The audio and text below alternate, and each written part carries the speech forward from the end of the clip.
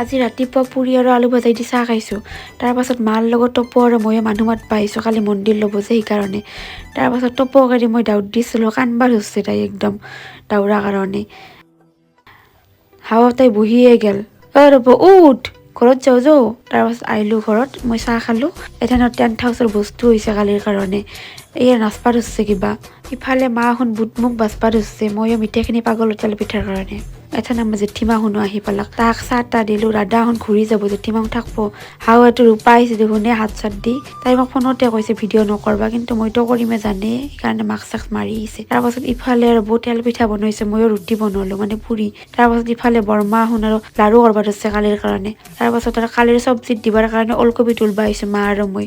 তাৰপাছত ওলকবিখিনি আনি কিনে আৰু আঞ্জাখিনি কালিৰ কাৰণে কুটি থৈ দিওঁ যেখনি পাৰোঁ। টপুৱে মটন নিকলাক কেইটামান, ৰূপাই ৰাঙালাও কাটবা ধৰছে। কালি পূজাৰ কাৰণে আজি ৰাতি ভাত খা নাই আৰু চাহ খাই ঘুমক, বাই বাই।